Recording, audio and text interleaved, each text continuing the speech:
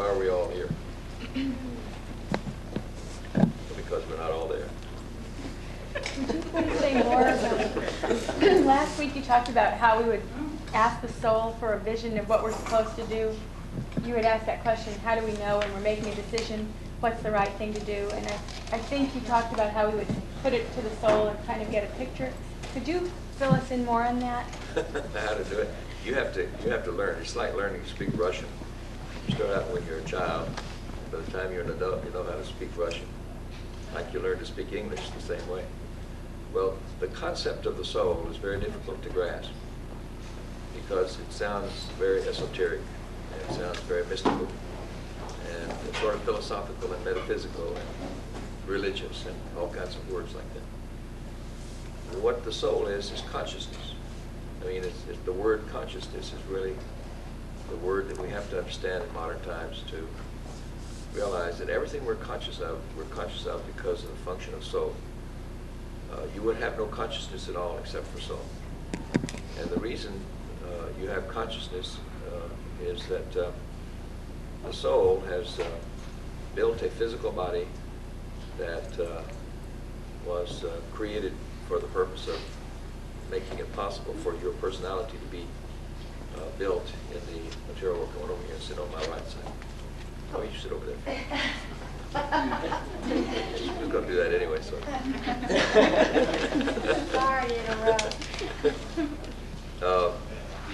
So that the soul, which is the universal consciousness, I mean, it is everywhere. It's ubiquitous. It's not divided.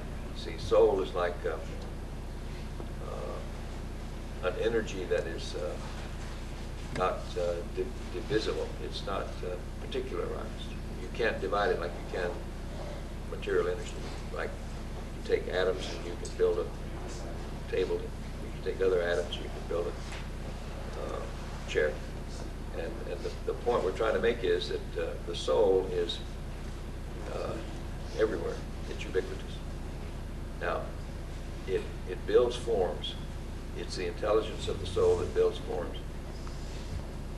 And it builds forms in a very definite way to express its consciousness within the form and through that form. In order for this table to be a table and the material to be a material, the soul works in the material and causes it to be what it is and remain what it is in order that the material may remain what it is, you see. Everything that is in our consciousness, everything we can explain, this is something science has never gotten around to yet, is explainable with the rational mind because everything that is has got to have a cause. And so when you say, well, it exists because it exists, then you're just beating around the bush. So you have to become conscious in the mind of the cause, which is what we call soul. Now, within soul, there's all knowledge. There's everything that we can experience. Everything is possible within soul. Everything that's possible is possible because of soul, the way it functions. Soul carries in it the life force of every physical thing. And then it has within it also the intelligence factor, the material awareness that is in what we call material substance. And so soul knows everything because it's ubiquitous.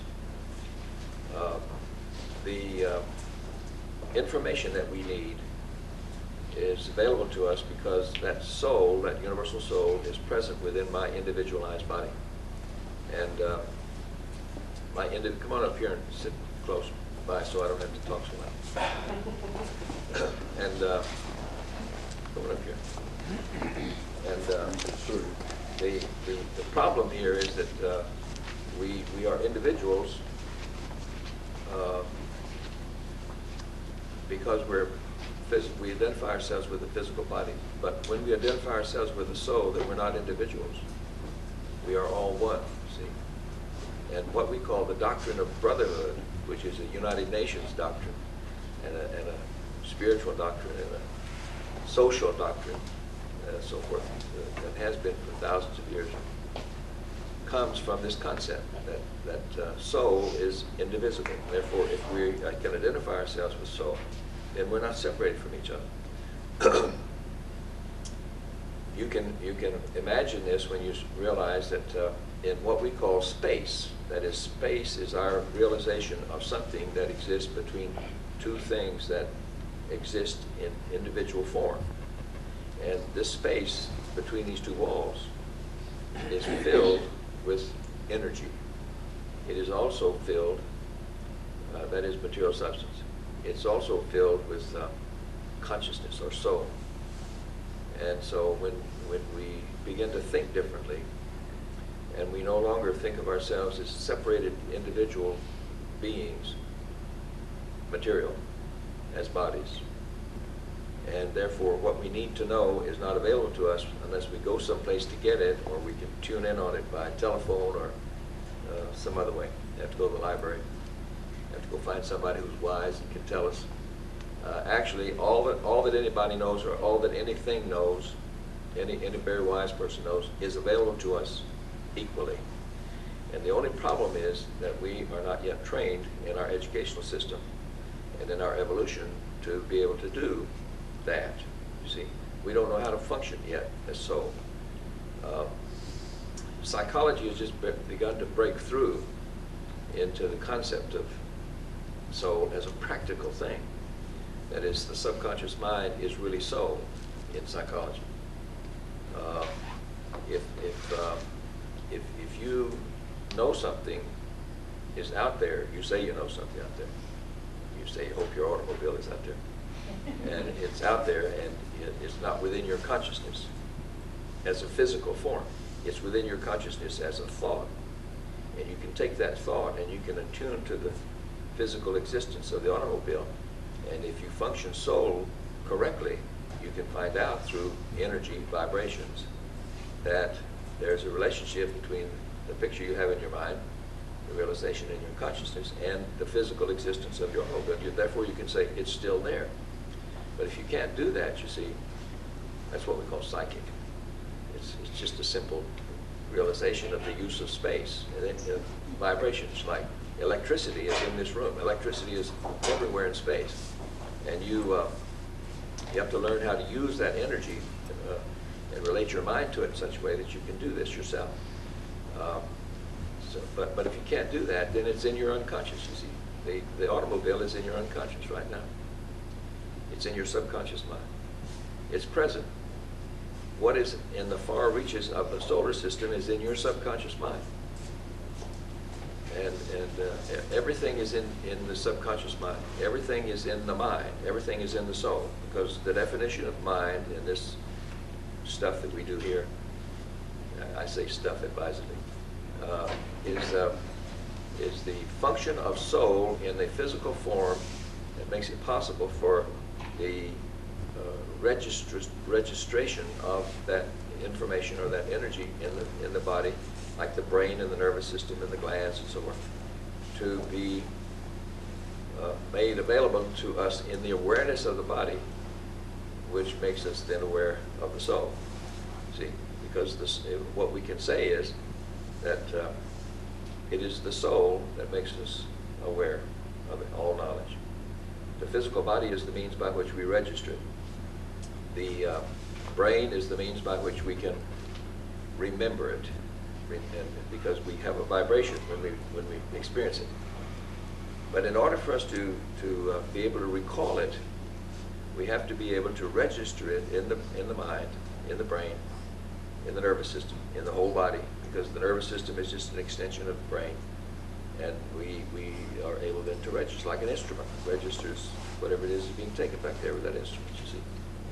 And so, if I can get beyond the instrument, and I say, well, what causes the instrument to be and what causes the instrument to function the way it does? Then that question says to me, I need to point my consciousness, my individual awareness, toward the answer to that. What is the cause? What is that? And so I stop and I think, and I begin to eventually, because I'm meditating on it, become aware of it. I begin to sense that it is soul that's doing this, you see. And So you say, how do you go up to the? That's right. See what I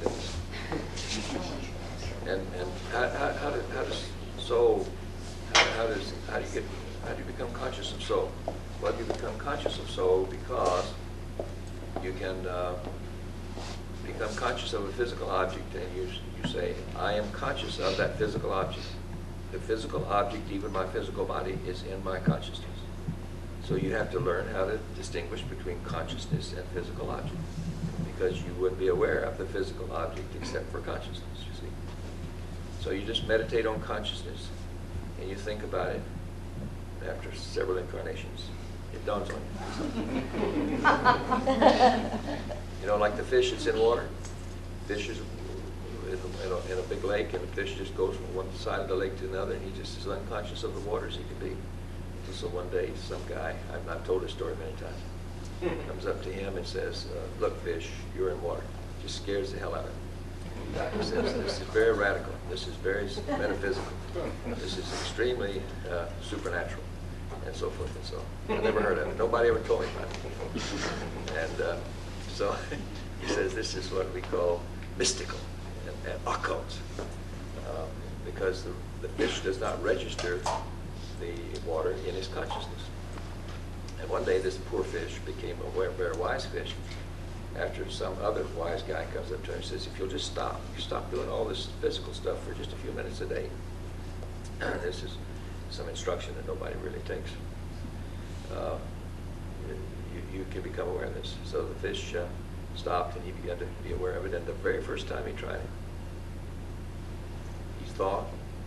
he was told that this wonderful stuff called mysticism and esotericism was in his gills and in his eyes and in his body, and it saturated his cells, and it went through him, and it was a source of his food, and a source of his breath and everything. And he just stopped. He stopped, and all of a sudden he became conscious of water. He was illumined. Now you're living in soul, and I want you to be a little smarter than the fish. Well, I want to be smarter than the fish too.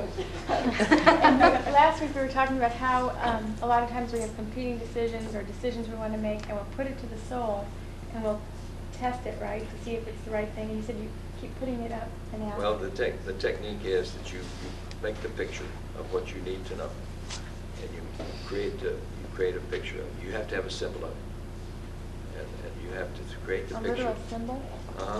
Yeah, everything is simple. Everything is in your mind is simple. In other words, the word symbol means to be one with that which you're seeking. See, so you create your idea of it in your mind, like a picture, or a series of words, or a series of mathematical equations, or whatever it is, you know. And so you do this, and like scientists who are physicists and chemists and so forth, they use these mathematical equations, and they come into this wonderful knowledge of what's functioning in the unconscious, which is in their unconscious, which is what we call material functions, material action, chemical and physical action of the atoms and molecules. And so what we're doing is trying to figure out the answers to our human problems. What's going to happen tomorrow? What is the solution to a problem I have? So I create the problem in my mind as a symbol. And then after I've got it created, I get all the information I can, I put it in that symbol. Then I drop it out of the conscious mind, and it goes into the subconscious, or the unconscious, which means that the soul can take it over without my holding on to it. And then I have to learn how to receive the soul's answer in due course. But you see, it isn't that the information is not available to us when we ask that question. It's that we have got to learn how to carry on a conversation between this conscious and the subconscious minds. You see. And if you've ever been in psychoanalysis, or if you ever worked in psychology, if you ever read Dr. C.G. Jung, the relationship between the conscious mind and the subconscious mind is very, very clearly described, you know, in the studies of those disciplines. And but a person who doesn't know how to do that has got to learn how to do it, just like you have to learn how to play the piano to play Rachmaninoff. That's quite a deal. Play Rachmaninoff. God, I don't don't see how he could write it, much less play it.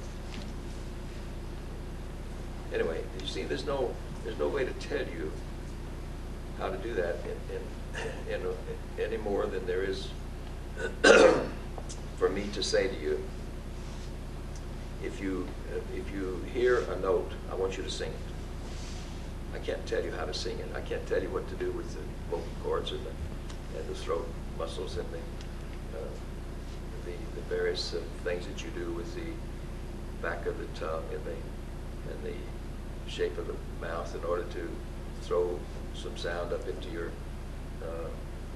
sinuses in order to make resonance out of the sound that's coming up through the throat. See, the thing that makes notes singing sound beautiful is that the sound that's coming up from the vocal cords, which is raspy and rough, goes up into the head, and it becomes rounded out, you see. That's the only term you can use. It sounds better. Like a violin, if you hear only the string on a violin, it sounds just terrible. But if you hear the string and the sound of that string as it resonates through the wood of the violin, then you have a wonderful sound. And the same thing is true with the piano. The human body is exactly like an instrument that takes the sound and it resonates through the cells of the body and the organs of the body and the way the body is built. Even the bone structure is like the densest material in the violin. Some of the stuff that you have to hold the violin together. And the piano has got some material in it that's metal, like the bone is strong, you know. But the fact is that the physical body is made to resonate the vibrations of the soul. It's all physical stuff, because soul is material as well as non-material. Soul comes into existence because the life force that is right now in your body making you sit there alive and listen to all this stuff, you know. You didn't think you were going to get into all this when you asked the question, otherwise you wouldn't have asked the question. I didn't think so either. So that life force energy comes down and it unites itself with the energy of material substance.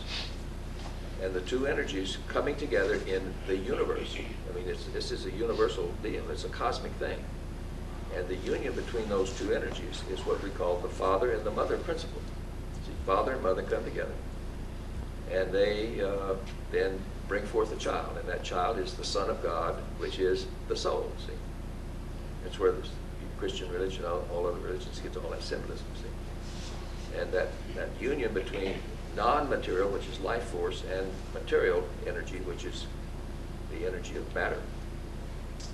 The result of the union between the two brings forth that third thing. And it's like anything else. You bring electricity into the bulb and you get light, see. So the soul is light. Another form of light is intelligence. Another form of enlightenment, we say, illumination. A person is illumined when he knows something that other people don't know. He has a great experience and he says that he now knows all things, or he's conscious of his immortality, and he feels wonderful because he knows he never dies. He knows what he needs to know in order to be happy and can be in contact with God, the soul, the Holy Spirit. It's because he learns how to function these energies that we're talking about, or it happens to him, sort of, you know. You say, well, how do I do this? Well, you do it in exactly the same way as you do it when you come in here and you hear this repeated over and over and over and over and over and over again until finally you catch on. In other words, the repetition of the language between your subconscious mind and your conscious mind, repetition, day after day after day. The subconscious mind is seeking to impress upon you knowledge and wisdom, little hints, the still small voice, sometimes we call it, the inner self. It's inside the mind, we say, and it comes forth when we have an outside condition that we need to solve. We sleep over sometimes, and the next morning we have the answer. See, it's because we're experiencing the consciousness of something that's come into the mind, not from the outside, but from the inside of our minds, you see, all the subconscious mind. So you have to learn how to do that. You have to learn how to interpret it and let it happen. And that's something really, frankly, you cannot be taught to do. You can be told that it happens, and we can go into a lot of detail to explain that it does happen, to convince you that it happens. But many people, when they have this experience for sure and for the first time, have a wonderful feeling, have a wonderful relationship with what they call God. It's God speaking to them, you see. It's their subconscious mind. I'm not saying God is not involved, but you see, God is everything. God is the chair, and God is the body, and God is everything. God is speaking to you by bringing the different aspects of his being together, and you're a part of that. And then you become conscious. He bestows upon you the great gift of the soul, which is consciousness. And here you are conscious, you see. Catch it, that's 20. I think that a lot of times, we have a predetermined idea of how things should go, and even sometimes you might ask, and there's still a part of the mind that is still interfering, if you know what I mean.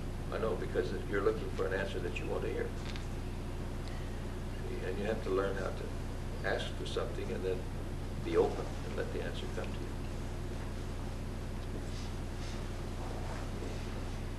And not let something interfere with it, like your preconceived notion of what it should be.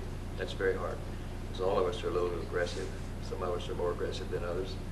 And we want to tell God what the answer is going to be. God, if you can't give me the answer I'm looking for, I don't want to hear it.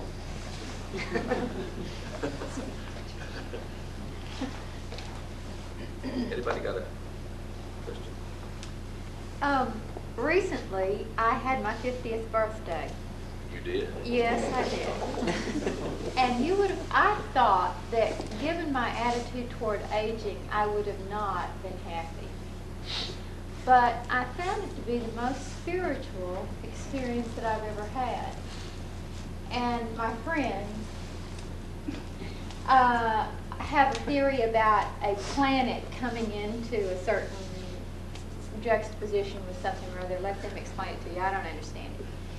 But part of the realization was basically, I feel like I understand, for the first time perhaps, the fact that my body is merely a host for my soul, and that everything that I'm about is about soul development. And I'm beginning to see the recognition that mankind has had about soul development and the things that it's built into society for as a mechanism for soul development, etc. Do you understand what I'm saying? Yeah. What I'd like you to address, now that I've done all this, is what happens to a person? Ancient wounds have healed, and it's like I'm a whole new person from the inside out. There must be something more to this than just growing up. What happens to a person at approximately my age? Well, let's go back and, year after year after year, the soul, hope springs eternal in the human breast, because the soul is continually functioning to try to express more and more of its being within the human form, within the physical human form. The human personality, the human form, is created by the soul. That's you being created by God. And then the soul, or God, tries to take you over when the time comes, when you can physically and emotionally and mentally qualify, and I say that advisedly, to be technically sufficiently complexly developed, so that you can really kind of understand what it is. It's like a person. Or surrender to it, maybe. Yeah, where you want to study. You want to be taken over by the ideas, say, of graduate work in a university, and you do this by preparing for it in undergraduate school and finally you get to the point where you just give your whole self to it. And you open up, as it were, willingly, in order for whatever comes into your consciousness to take you over. And when that happens, then the soul says, well, at last I've reached, after these thousands of incarnations, a point in the building of this person's body and personality. I've reached a point now where I can take my instrument over and begin to use the instrument for purposes on the material plane for which I created it. Now, having said all that, when you reach age 50, that's quite an accomplishment, by the way. Congratulations. Given my life, it has been. Considering the alternative, it's a good answer to the big problems. But the problem is that as you grow older in life, from the very earliest ages, you find that more and more of what the soul is being expressed through the individual. When the individual gets to a certain age and we have enough knowledge, we call it the fruit of the tree of the knowledge of good and evil.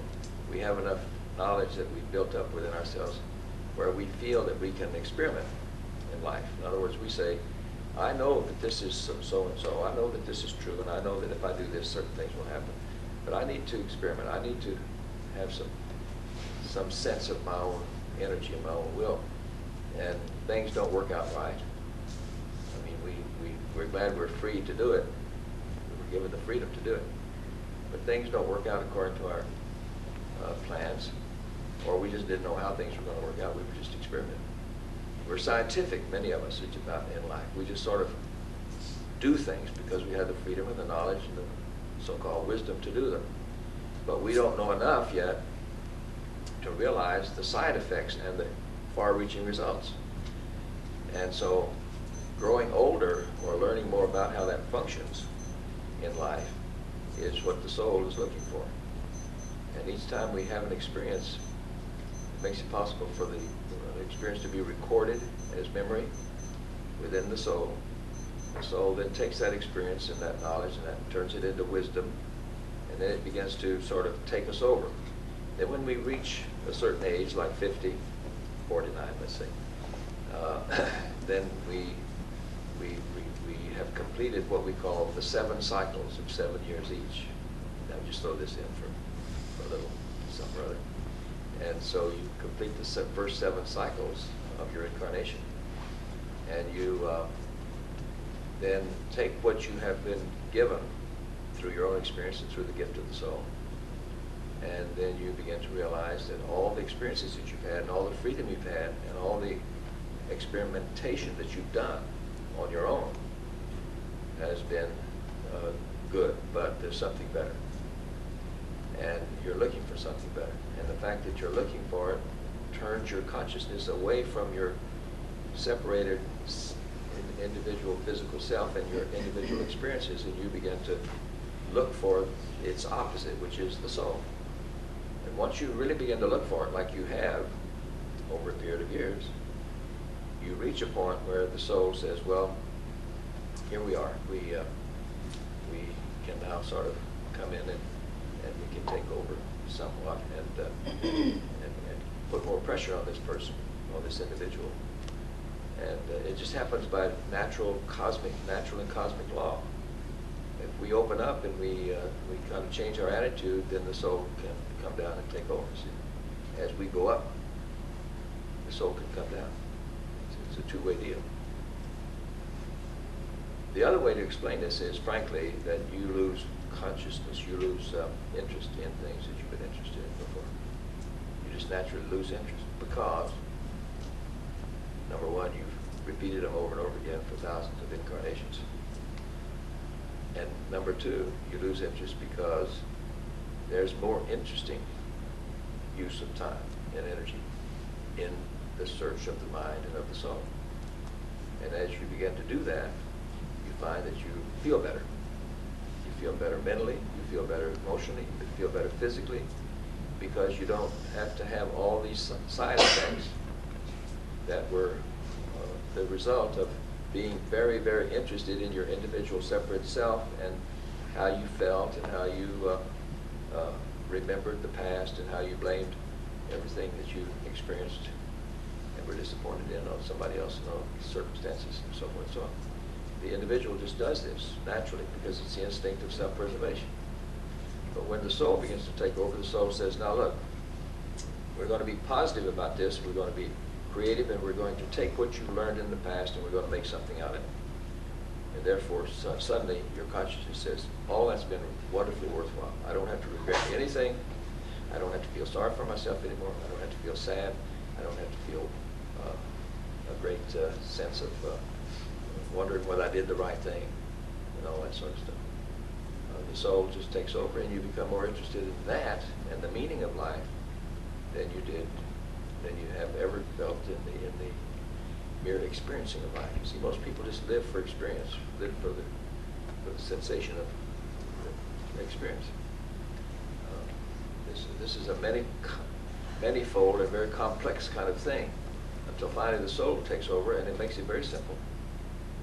When the soul takes over, it becomes very simple because everything that's happening in life can be explained in terms of meaning and purpose. And if you know how to read the soul, like we had our first question, then you can create your own sense of meaning and purpose. I'm not going to ask you where you've been, but where have you been? On my way to class. This is our ritual. It comes at this time, you know. I'm so curious I can't refrain from asking the question. When I want to explain about these cycles, I want to explain something about my own self. I didn't realize this until comparatively recently. When I first really got interested in this study, I was 27 years old, which was the completion of 3 times 3 times 3. 9 times 3. 3 times 3 is 9. 3 times 3. 3 times 3 times 3. And that is a cycle, 27 years, a spiritual cycle. And I didn't realize the importance of that until just recently. Because 3 times 3 times 3 is 81, and I just completed 81 years. And I'm now going into my 82nd year at the end of this next month, which is Piscean sign, by the way, which is a hell of a sign. And, I mean, it's just hell to have to live Piscean life.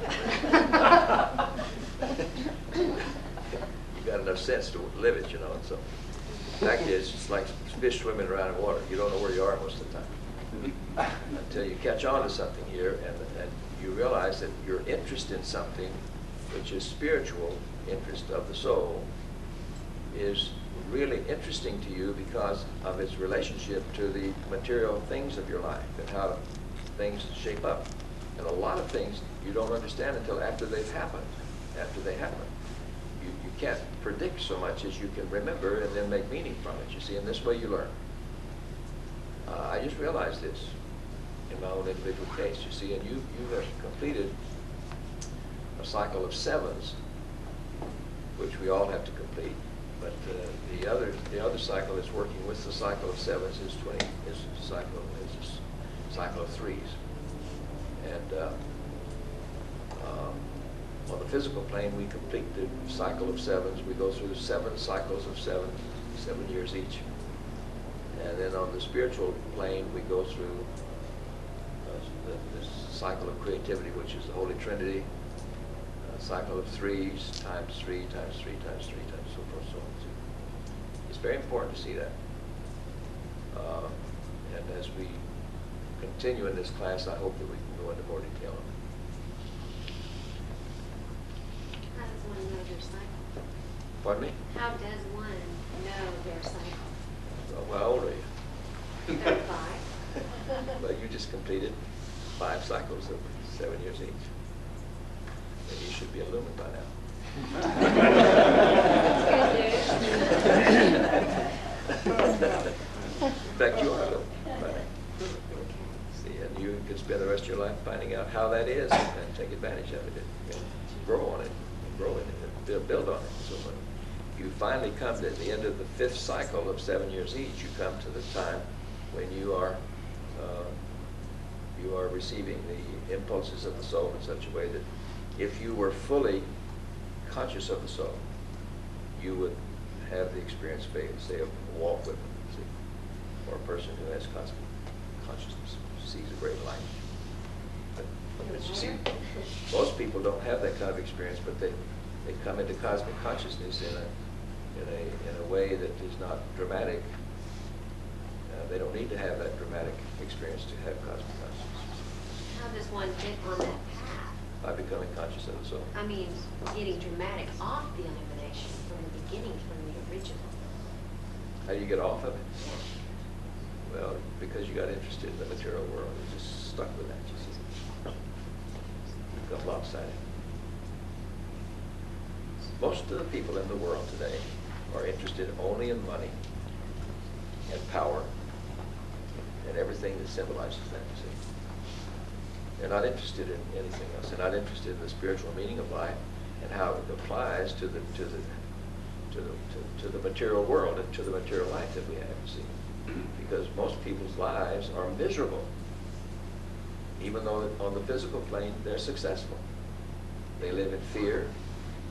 They live in an emotional state of grasping and greed and Is there such a thing as going into those environments and then that kind of like permeating your being? yeah, that's what it's doing. That energy is permeating your being right now. So. Every person in this room. Who said that? You mean my little old being? No, about me. It's permeating your being. I can see it permeating your being. So you're saying if you get into a negative environment, that also permeates your being? Well, that's true. And then you have to realize if you are going to solve the negative environment, if you're going to try to help people who are living the negative environment, helping to create it, then you've got to become as conscious of the soul as they are of the energy of matter. You've got to become conscious of the intelligence and wisdom and love of the soul and make it more powerful than anything that would inveigh against it, you see. And the only way you can do that is to be more powerful about it. That's the reason I say at the end of every class, I say, go out and do it to them before they do it to you. Because if you don't, you're going to be done in by life itself, And I don't care who you are, you're going to be done in sooner or later if you don't catch on to the soul. So your lesson is not to avoid negative environments. No. Live in it and deal with it and be a part of it and beat the hell out of it. Or just play with it. Literally, beat the hell out of it. Because, Jesus did this. I mean, this is the whole point in the life of the Master Jesus. The great Master Jesus lived in the negative environment and he beat them at their game. See? He went down against the law, against the law of the temple and of Jerusalem. He went down and he worked with the untouchables. He worked with the people who had syphilis. He worked with the people who needed him. He worked with the people who were Samaritans, who were outcasts, because Jews didn't have anything to do with Samaritans. They wouldn't touch them. And he met them all the time. The Good Samaritan, the story of the Good Samaritan is an example of that. And the woman at the well was a Samaritan. And he talked with the people who had leprosy. It was against the law to have anything to do with lepers, for fear that you'd spread the stuff. He just went out and he lived with them, taught them, and he healed them. He touched them. Because his vibrations were such that he could, overcome that. We get so scared of germs and all kinds of things, around. And we're going to catch this and catch that because we go in and the person's got to realize that the energies of the soul are infinitely more powerful than the energies of material substance alone, because the soul is creative and material substance is not creative. It's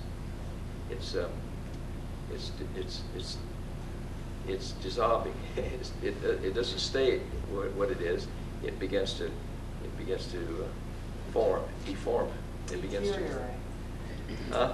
Deteriorate. yeah, it begins to the process of deterioration. Thank you very much. You want to come up and run the class?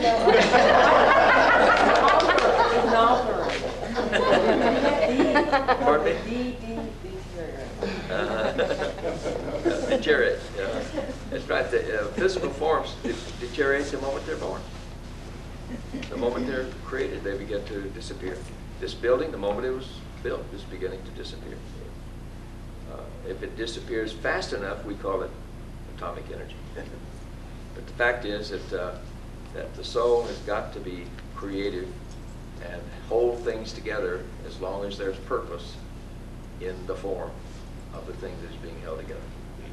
And the will of the soul and the power of the soul is being expressed through that form, see? Okay, a life scenario. Someone works in your studies and applies their life to your studies. And if they have, like I say, a partner, an equal partnership, if the person is basically negative, sabotaging kind of because of power kind of stuff, doesn't that sort of diffuse the reason for being in business? I mean, you can't put the fires out quick enough because someone's worried about this or that when what they're worried about doesn't have a thing to do with good business or invoices or anything. I mean, what do you do when you're so out of balance in a partnership? You know what I'm saying? In other words, they do good work, but they're so negative I know. that they sabotage everybody. You have to do exactly what we're saying. If you have equal power in the business aspect of things, and legally and power-wise, money-wise, you don't have any more power than the other person. Then what you have to do is use what you know Shoot straight. of the soul. But when Just do you just say, buy me out? Or I'll buy you out? At what point do you say, enough is enough? Let the soul. You buy me, I buy you. Maybe the soul will tell you, look, I didn't put you in contact with this person for nothing. Who knows? I mean, I don't know. The soul may want you to get out of the relationship because you can just go so far, and your energies may be more appreciated and more productive in other ways, and to continue to deal with the same problem, knowing full well that nothing's going to change. When it shuts down the creative person's creativity, then I find myself walking around the house going, well, now what should I do? Or in my office, it's like they defocus me. Well, they defocus you because you're worried about it and you don't know what to do about it. Gotcha. And the thing you have to do is to develop the technique we've been talking about all evening. Okay, thank you. That's really it. Is that the same as staying centered? Yeah. But I don't know what people mean by staying centered, It's like something in your body that disrupts your system. Your system is, you're used to a feeling that you know yourself to be. I see it on television. And then you feel this static come through your system. I see it on television. They say, take this and go down here and it goes around here.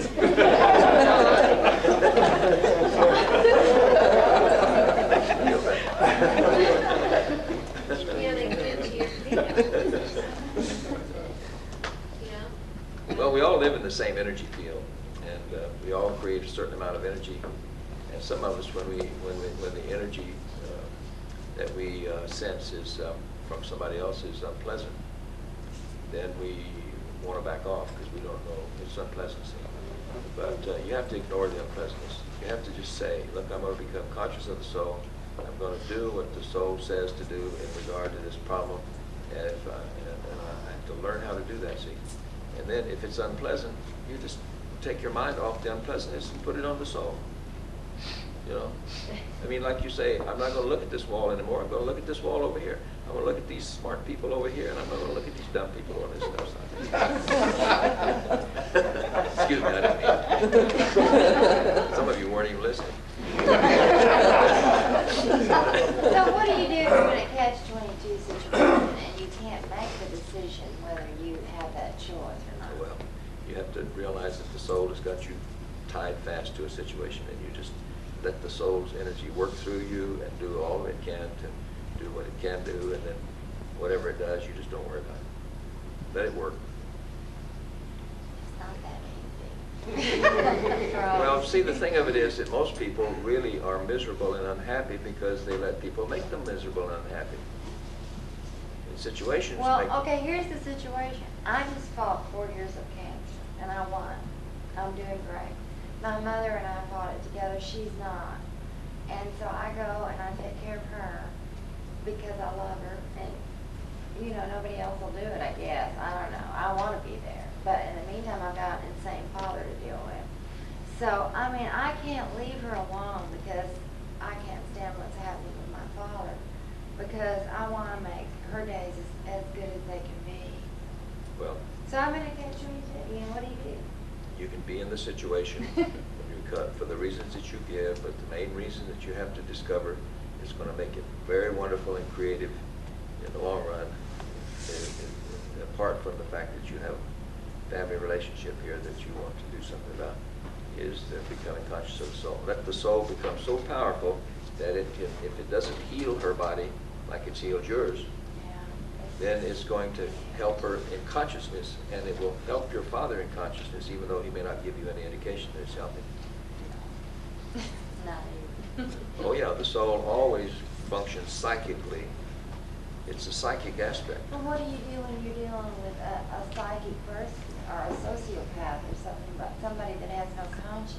You mean that a person who you cannot control their actions and what they do and say? Exactly, and I can't control what he does to me while I'm there. You can't.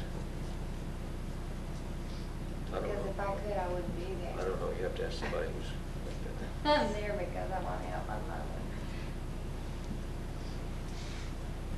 If you haven't got the power to physically, if you don't want to physically do something about that, then you just do the best you can in the way that we've been talking tonight, and you Well, that's what I'm just doing. let it happen. That's all you can do. What's occurring spiritually and cosmically when you find yourself trying to be very pleasing to other people?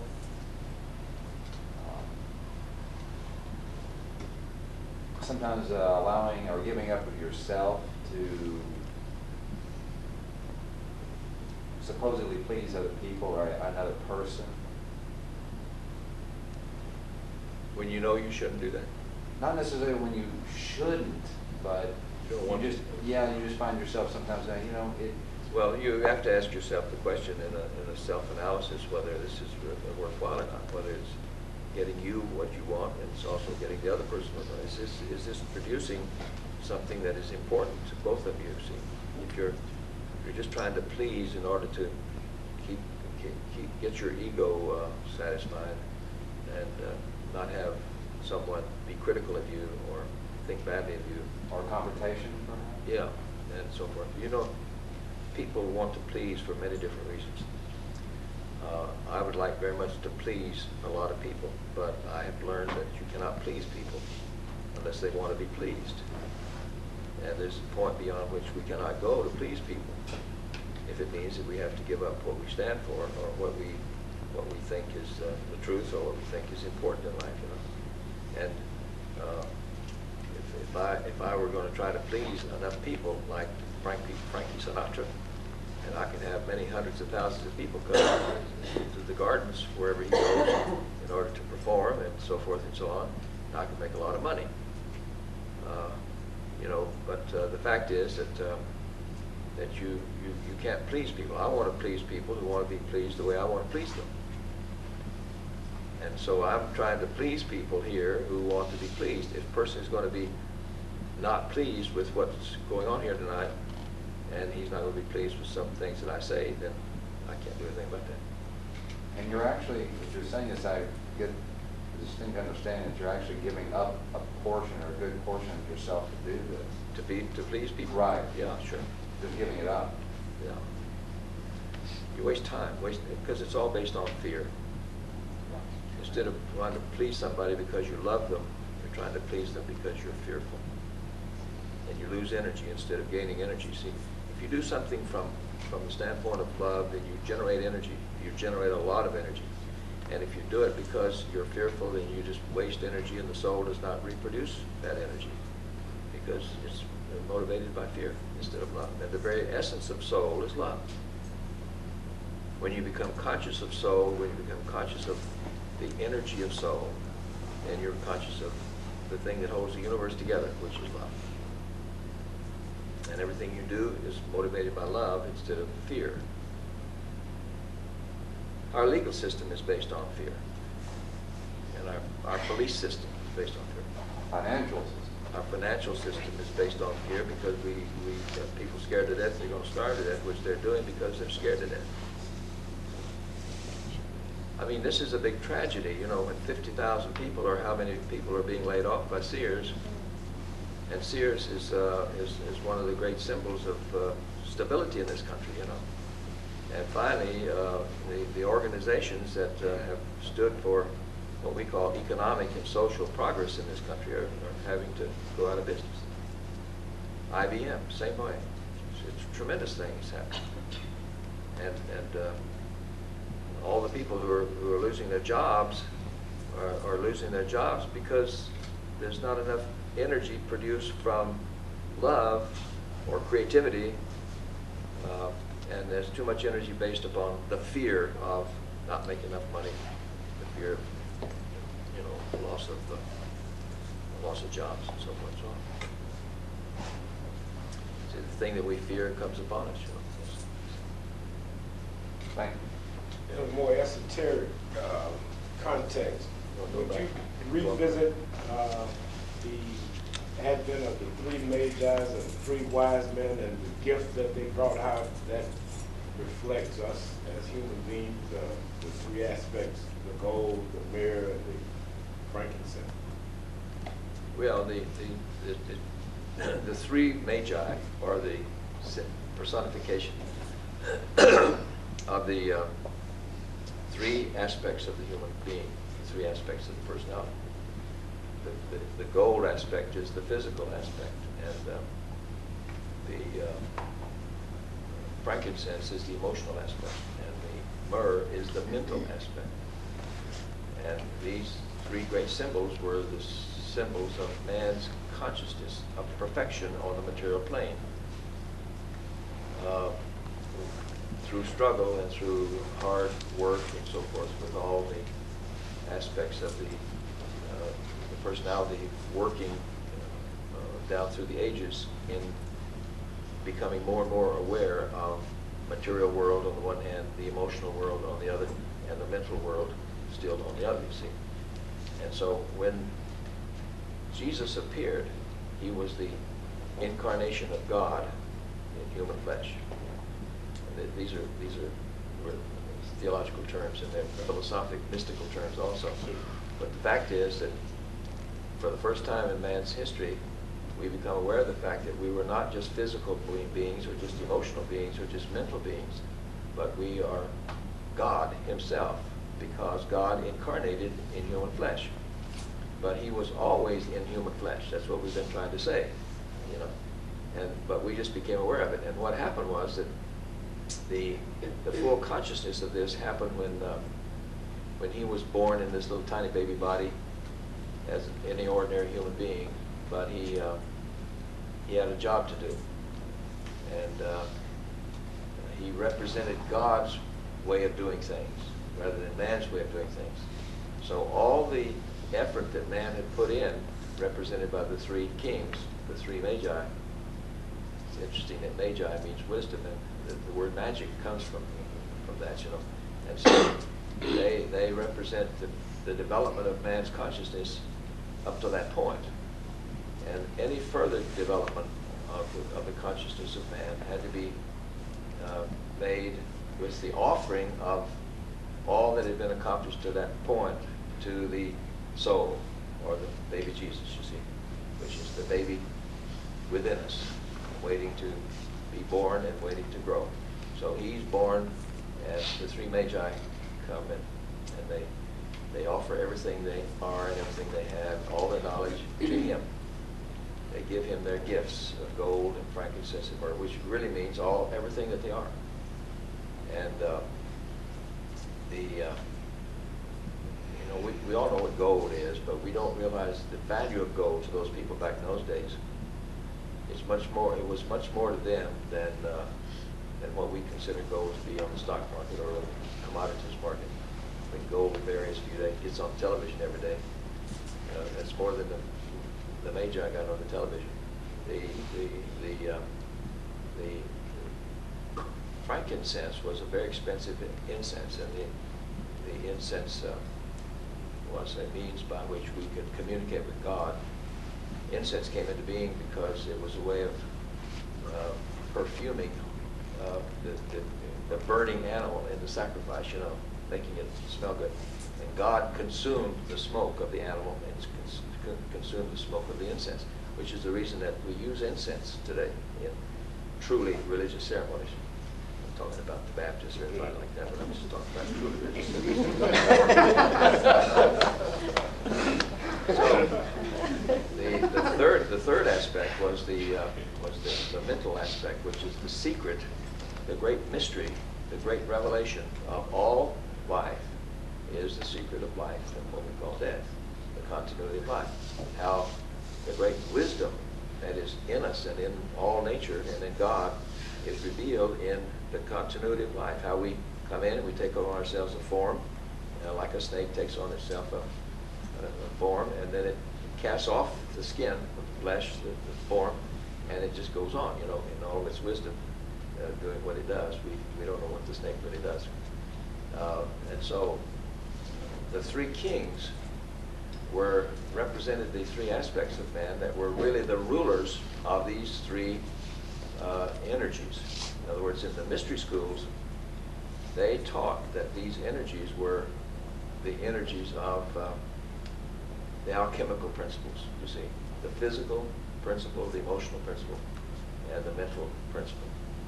And these three stages of development were from the darkest ages of the past, prehistoric man, up through what we call the Atlantean period, which is the emotional period, and the modern Aryan period, which is the mental period, you see. And so these three kings were, and if you look at them, they're black and yellow and white. And they represent stages in man's development, you see. And it doesn't mean that one is wiser than the other or more highly developed than the other. It just simply means that they represent different aspects of the reflection of light, God's consciousness, in the material world on the one hand, and the emotional world on the other, and in the mental world. See, because we finally reach illumination when we can find out what death is really like, what death is. We are illumined. And clear light shines through the mind because we don't have the physical body and our emotional stupidities to mess it all up, you see. And that's the reason that we're taught to love. That's the reason we're taught to love unconditionally, we say, in modern days, you know. Jesus says, love one another. I mean, he said, I give you a commandment, you should love one another. I didn't say love one person and then love another person and don't love this person and don't love that person. He said, I tell you to love one another. And he says, if you don't do this, then the illumination that you're looking for cannot come because your mind is so befogged with your lack of love and your fears and all the negative stuff that your mind cannot see what life is all about. If you can't see what life is about, then you cannot see what death is about. Because death is life. Life is death. You have to give up one thing in order to come into the next thing. You know, and it's a matter of being born again, over and over again. That was too dense for you. I'll come back and do it all over again. You do that all along. You just. Well, I just want to hear you. You want to see Bobby improved on it? It's the same. I thought I did a good job. I could improve on it, but pretty good job. Get a B+. I think I probably asked this question before too, but I need it again. You just said body. You just said physical, mental, and emotional. Okay, is that the same as body, mind, and spirit? And if it is, does that mean that emotional is spiritual? No. Body, mind, and spirit is physical body and mind, which is the soul's function in the physical body. And spirit is the energy or consciousness of the relationship between those two. Spirit is life force itself, and that energy of life makes it possible for the soul to incarnate in the body and give life to the body. And when we say spirit, we mean life, really. Not emotions. No, Not the emotions. emotional nature is not. The emotional nature reflects spiritual realizations and mental concepts and even physical actions. I mean, we can emotionally desire, on any one of those planes. It's important to understand the emotions and learn how to deal with them, because they make us miserable most of the time. They can make us very happy, but while we're being happy emotionally, we're scared to death. It's not going to last very long. That means since we're scared to death of it, we just doesn't last very long.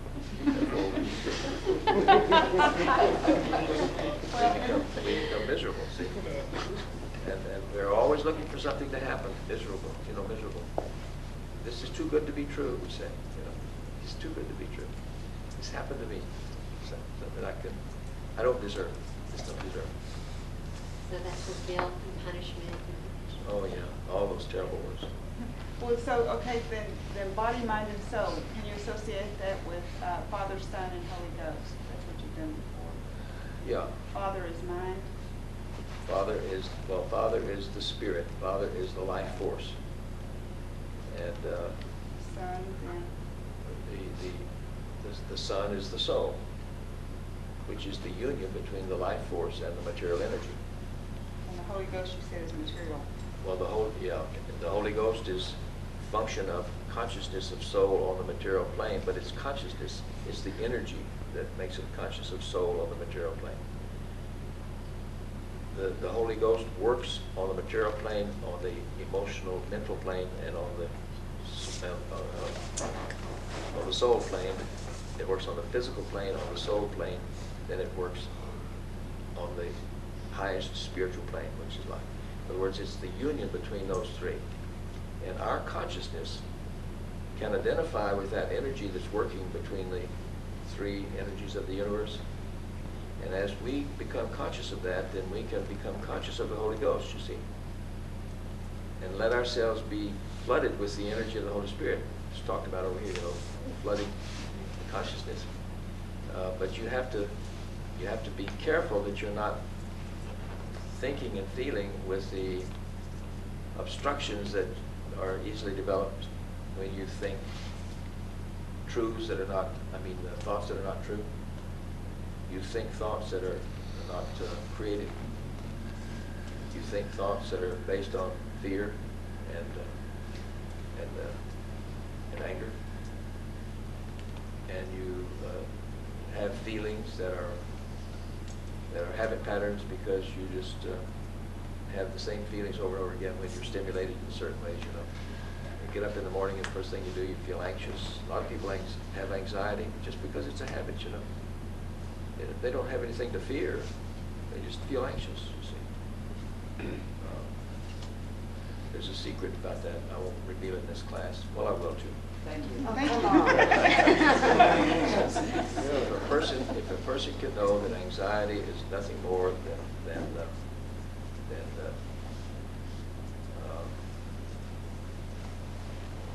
anger that is repressed. It's anger. It's frustration.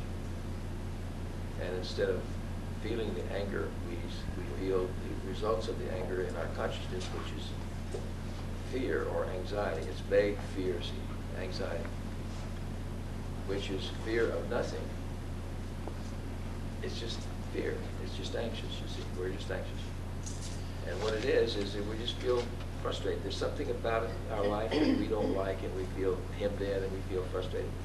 And we don't want to be angry because that's not becoming to human beings. So we repress the anger because we want to be nice and wonderful and sweet to everybody. We don't want to be angry with everybody in ourselves. So we repress it, and it comes up as anxieties because we are basically angry that we're basically fearful that we're going to be angry. Is that also true of like a hyperactive child that is anxious all the time? Well, that may be a special case because he's got some glands that are not working correctly, maybe. And sometimes he grows out of that, but a lot of times he needs help. Children are born with that because they have reincarnational things that are going on, like we all do. Well, we're going to have to be forced to go over here to the other side. The emotional intelligence, are we to communicate with the soul? Say it out loud, will you? Through the emotions, how does the emotional intelligence inform us about the soul? Well, the emotional energy, the emotional body is an energy, produces energy. And the energy is generated, and we feel it, because it's felt in the body, it's felt in what we call the emotional body, which is desire, and we feel it in the mind, which is mental power. Emotional energy is mental, can be converted into mental power. But you see, emotional energy, strictly speaking, has no creativity at all. It's reactive. What happens is that when we think a thought and we produce an action or something of that kind, we react in the mind with a thought that brings about either what we call love, which generates more energy, which is the energy needed for creativity, or we think the opposite thought, or we have a thought of fear, produces a fear in the consciousness, and the same energy comes up, but it's interpreted as fear. It's interpreted as negative, you see. And so in the animal, the fear feeling was very, very necessary. In the human being today, it's not only not necessary, but it is really positively harmful, to most human beings. Some people can be scared into doing something, like they get up and they work because they're scared of going broke, you see. They don't really love their work. They just work hard because they are afraid they're going to lose the job or going to lose their business or not going to have enough money. So what happens is that we come to realize that the emotional nature is really the means by which we can become aware of something in the sensation of fear or anger or love that produces energy, generates energy, that makes it possible for a thought that is creative to be carried out. See, if we don't understand that, then we get all mixed up in the feelings that we have. If we don't understand that the purpose of the feeling is to make us think something that will be creative. It produces a way out. Feeling that never brought about anything that we really want. Follow the emotion back to the thought. That's right. And you get stuck in certain emotions due to patterns. Yeah. And you try and learn to correct that pattern. Right. Yeah. And you say, what in the world causes this? What am I thinking that is causing this emotion? Well, it may take a little while to do that because it may be just in your subconscious mind. See, in other words, you're not conscious of the thought that's really causing it. And so you have to go through a little bit of self-analysis, self-psychoanalysis or whatever. And if you're not successful in that, then maybe you need some help if it's really a problem. But we're supposed to experience these emotions. You don't want to just get rid of them. Well, psychology eliminate says, them. well, you don't want to eliminate the emotional nature, but you want to minimize the emotions of fear and realize that when they're given to you by the subconscious or by your own nature, your own soul.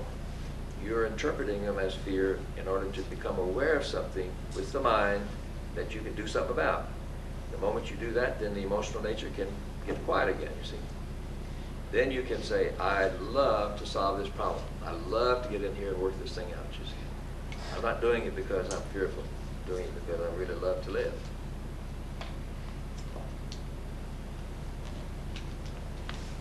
People live by fear. They don't live by love, Jesus says, love one another. We yawn. Say, my God, where did he say that? Did he say that? Which chapter of which book did he say that? See if that makes it any more true. God, people don't believe me. They have to have Jesus saying it. You know? I show them the saying in the Bible, and they don't. Why should they believe it in the Bible? How do they know Jesus said that? The thing that's going to convince people is the trial and error technique of living it.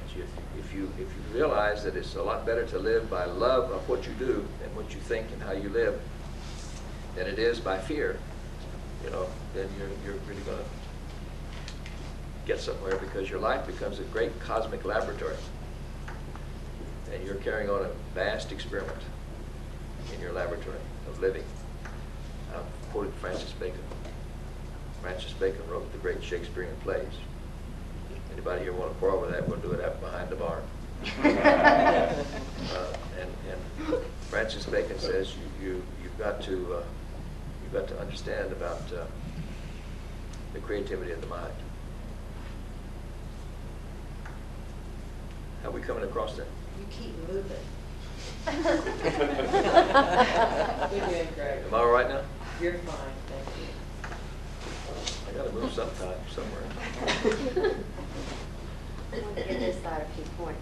Pardon? I want to give this side of the room a few points. Okay. This fear thing, it's so powerful. And I found that at different times it's almost paralyzing for me. And just when I think I have it all together, I'll have a fear attack about something. And I was experimenting this past week. I had a real fear attack last week about some things. And I've had this this feeling about just concentrating on divinity.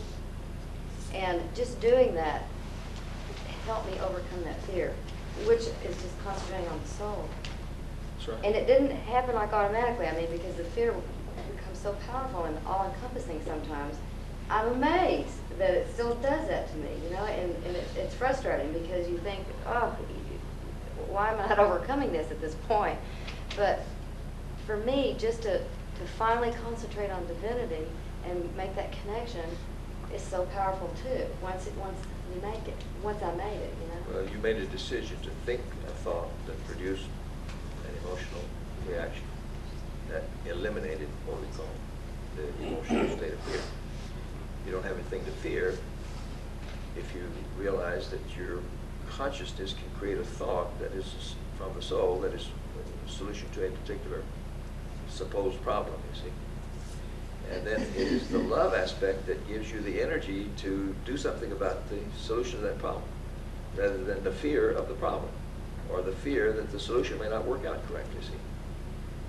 If you eliminate fear, you have a lot better chance of working out things correctly than you would have if you don't. By elimination of fear, you have to substitute in your mind, something for the fear. So you're substituting God for the opposites, you see, because in God there is no fear.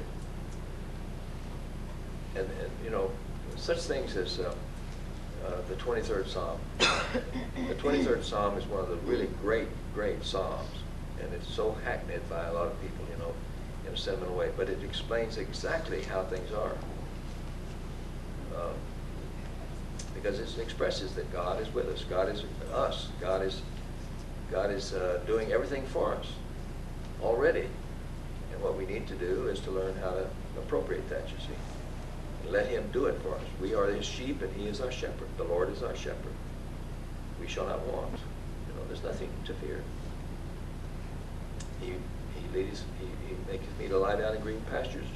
He leadeth me beside the still waters, and He restoreth my soul. These phrases are just tremendous phrases, you know. And they are so emotionalized with fear. That is, people don't have that consciousness, and in what we call religious worship, they say it as if it is not true, like we say prayers as if it's not true, see. We ask God to do something as if He's not already doing it, see. We say, oh God, please do something, and He's already doing it. So what we need to do is to, you know, become educated and trained in the technique of bringing our mind and our whole being into relationship with that which he's already doing. That's called attunement, which is in the Christian religion it's called atonement, the one-ment, see. So when we become conscious of that, then we find that God can do what he's already doing, but then we just do it ourselves because we're in attunement with him. Like I tell my hand to play the piano, and my hand says to me, I'm not going to do that, you know. My hand plays a lot of wrong notes. So I say to the hand, look, you get with it. Get in attunement with the being who's saying to you, you know, do it. So the hand says, yes, sir.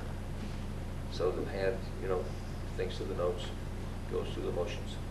Then when it comes to the instrument, it will play those notes, because the hand otherwise is in consciousness separated from the consciousness of the mind, you see.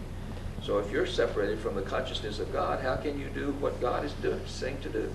You're like a hand in or note that wants to be played, see. I wonder if that has anything to do with laughing. How many of you heard the how many of you know Wagner's opera, the Meistersinger? It was on last Saturday. It was broadcast last Saturday. Just an unbelievable, great thing, you know. And that I didn't hear it, unfortunately.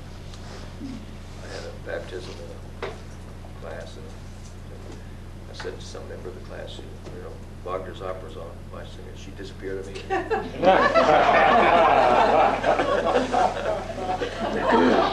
You've heard about people just disappearing? The rapture? Well, she was in rapture. She went to hear. So the important thing about Wagner, though, in the music drama that he created, is that he represents different aspects of the human being.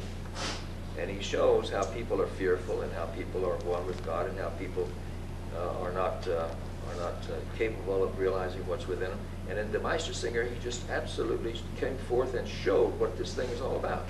That is, the divine being, which is the real human being, is waiting to be expressed. And so he has to go through a training. And he has to learn.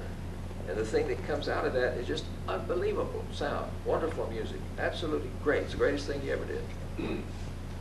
I don't know anything that can compare with it. I'm in rapture just thinking about it. I don't know how to express this to you. But the sounds that come out representing the master singer. See, he's the master. He creates a new thing called the master song, see. And that's what we're trying to do. We're trying to find this master song. And we'll search everywhere. We'll go even, I don't know where we'll go, even to hell and back, in order to find that. We'll even go from church to church, from minister to minister. We go from denomination to denomination. We'll even become atheists for a while. We'll even leave off church for a while. We'll try to do it our own. We read one book and read another. We join the Rosicrucian and get out of it.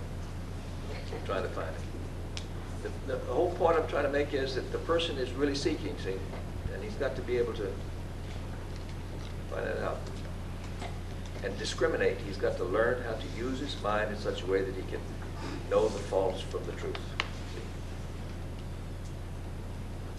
When a person learns that he's got everything within him that he needs, he doesn't have to go any place to get nothing. I'm telling you that. I'm just telling you that. The churches say that you have to go to heaven in order to get what you want. You're already in heaven or in hell. What's the difference between heaven and hell? Well, being in hell is just being in heaven and not liking it. That's really the truth. People are in heaven, everything is great and wonderful, and that's just the hell of it for a lot of people. They shoot people down in certain places. They just shoot people down because they remember the old hells, you know. They keep remembering, and they keep repeating the same old things. That's what we do. We just keep repeating over and over again the same old habit patterns from the past. And we need to be free from that, you know. Forgive, forgive, forgive. Forgive people their trespasses. Forgive. Quit being so fearful. Gosh. I've got a karma that's keeping me tied to this for incarnations. I just got to keep repeating this over and over again, you know. People just don't all come at once. They have to come in little dribbles, you know. Thank God you keep repeating it. Little dribbles.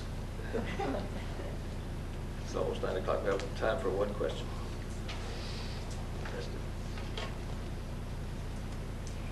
Well, oh, excuse me, I didn't know who you were pointing to. I just want to see if I've got this right, okay? What I've learned in the last 30 minutes or so. That God and love are one and the same, right? And the opposite of love is fear. But if God and love are the same, they're all encompassing, so there really is no such a thing as fear, right? That's right. Okay. Fear is just the absence of love. Yeah. That's all it is. It's not anything in and of itself. It's just the absence of the functioning of divine. And if you really just sort of stick by the golden rule, you'll be okay. Well, you have to understand what the golden rule is saying, you know. Yeah, it's complicated. I have this idea that as we get into, Speak out loud, will you? we're coming closer to the new millennium as we enter into the 2000s, that we were talking earlier about the atmosphere being very negative and you know, how you get into that. Is that changing? I mean, it seems like the IBMs and Sears and those guys are falling away for a reason. It is. And That's true. It's really preparing us for a restructuring and a new thing is being created. A better world, much better world.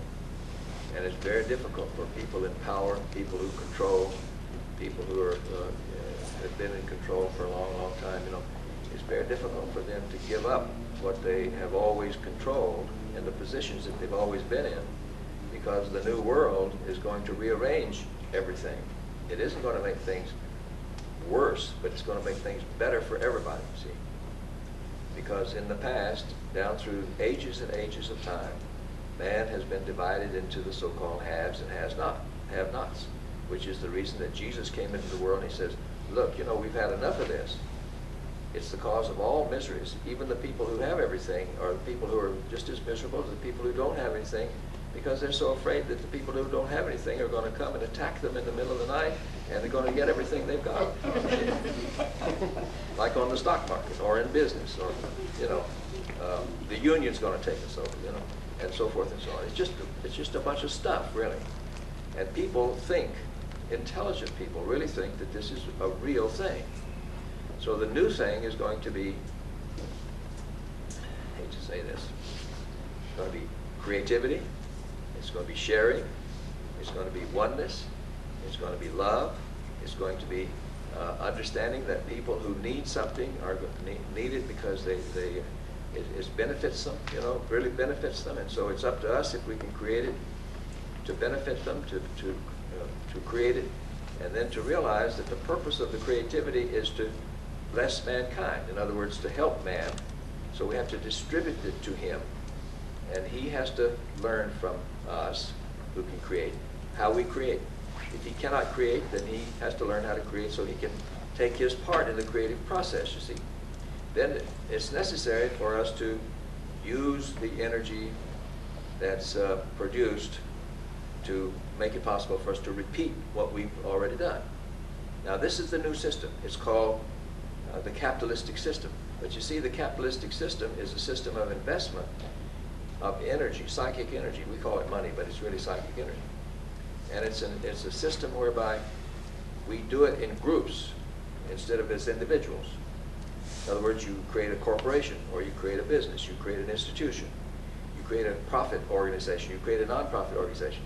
But you see, in the future, we're going to be able to create groups of people that will produce infinitely more for the good of the world than ever before in the history of mankind. Because the companies will allow them to, because the companies care about their people, like Southwest Airlines. So what we call competition is not going to try to keep people from being wealthy. It's going to try to make everybody wealthy. See? Everybody's got to be well. Everybody's got to have everything. Why not? I mean, what is it in human nature that doesn't want people to have whatever it is they've got? It's stupidity, you know, just plain stupidity. So the new system is coming into being. It's the internationalization of business. It's the so-called internationalization and the interlocking of the economic systems of countries and peoples and businesses and religions. Religion is just a terrible thing in the world today. Everything is going to change because religion is tearing people up. The Bosnian conflict is simply a religious conflict. It's nothing but religion. It's stupidity. You know, I don't know how in the world I get off on all this, but the new thing is coming. The New Deal is coming. It's already here, but people don't see it. You know, you get somebody, and this is not politics, but you get a guy like Franklin Delano Roosevelt, and a guy like Truman, and a guy like Lyndon Johnson, and a guy like Martin Luther King, and a guy and the other guys that you can name, and then you get a guy in the White House who's there today, who is trying to say, look, all people need to work together. I mean, why do we have these rules and laws whereby we exclude everybody, see, that we don't want?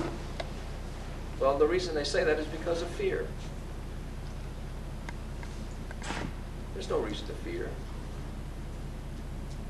No reason to fear.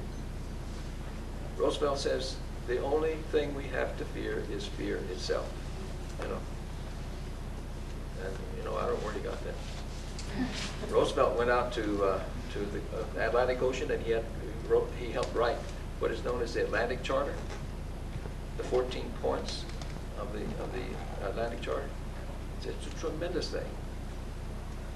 The rights of all people, the rights of all people, without any reservations, without any reservations. And we just act as if the Atlantic Charter is nothing, you know. He wrote it during the war, naturally. The great charters, you know, the great declarations, the four freedoms that he wrote, you know, he and Churchill, the four basic freedoms. Something terrific. And they're working all the time in the consciousness of man. And anybody who starts to think this way is helping people begin to think that way. We talked about this last Sunday. We talked about it, you know. I'm going to keep on talking about it. I'll talk to you about it when I go through a transition and get on the other side, and I'll come back and I'll haunt you. Yeah, I promise.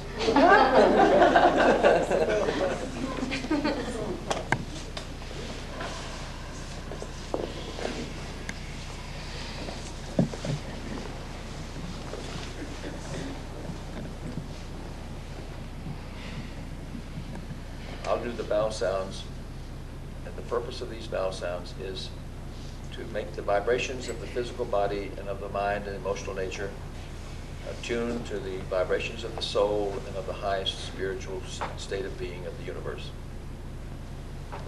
We do it together because by doing it together, by creating these vibrations on the physical plane, we're able to bring down the highest vibrations and make them creative and active in the lives of all the people that we know, all the people that we have known in past incarnations, all the individuals in our lives of many eons of time. All these people are scattered all over the place, and everything that you can think or know and vibrate as the truth, you are able to communicate to all these people and help them as they can help you.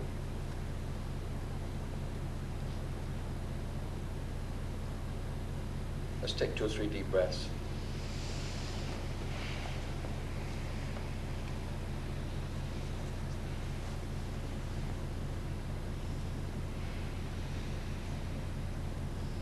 And I will sing the chant once, and then you will sing it after me 3 times. Om Rama Om. Now take a deep breath.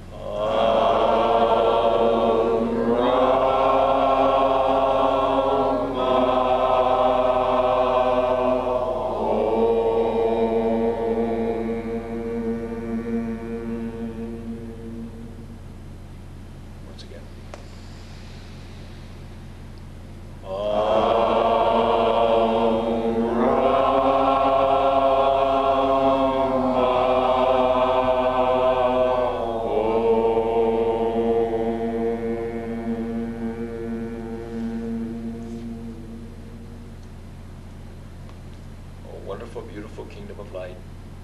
Shed down upon these humble souls thy beam of cosmic consciousness. Reach down and touch the souls that wait, and stir our minds with thoughts divine. Cast down all evil and all sin, and take into the world of love our hearts and psychic selves, that thus merged ourselves should be the self of God.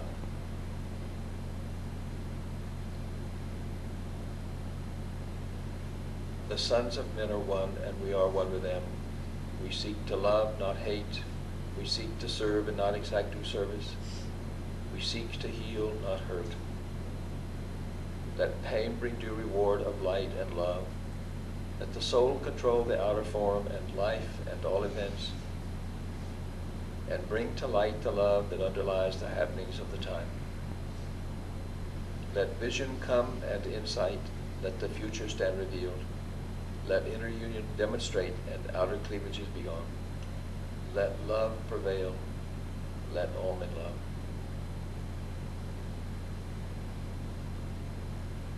May the power of the one life pour into the group of all true servers. May the love of the one soul characterize the lives of all who seek to aid the great ones. May we do our part in the one work through self-forgetfulness, harmlessness, and right speech. Now we will do the great invocation by invoking the great energies of God and the cosmic mind into the affairs and the lives of all mankind everywhere. These great energies are summed up as life, light, and love. And in order to bring these energies down, we start with the heart center, and we intend, and we must intentionally, with great force, spiritual and mental, bring down the energy so that it will respond for the helping of all mankind. Let us say it absolutely together as one. We take a deep breath.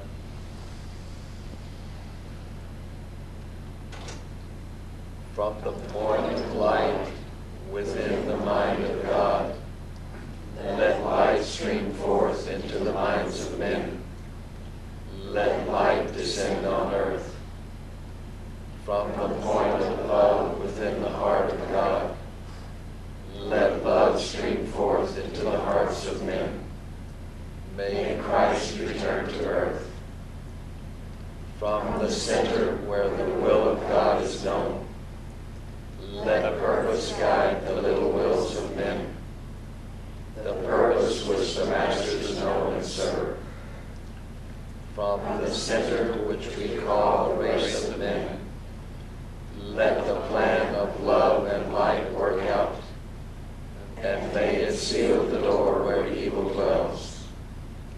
Let light and love and power restore the plan on earth.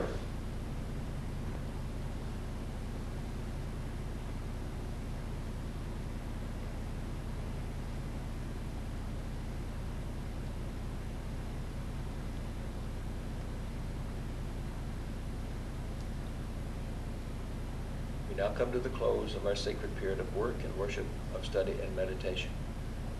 And may we ever be aware of the sacred light with which we are entrusted.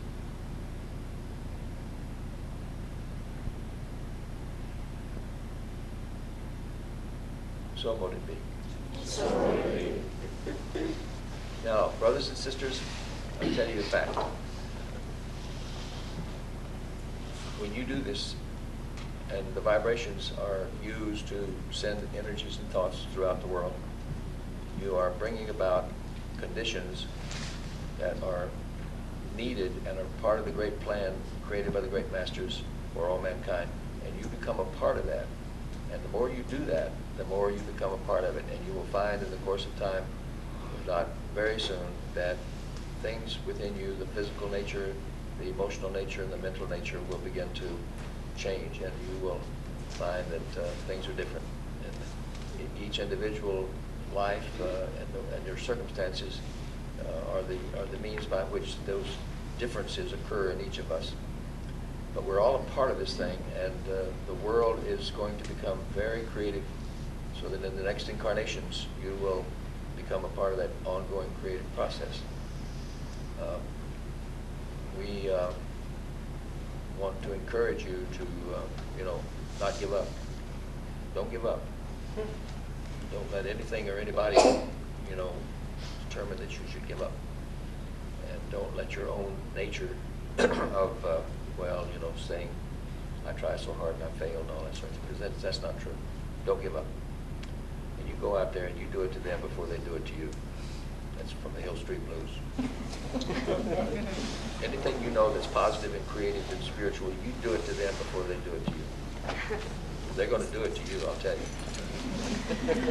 They already haven't done something.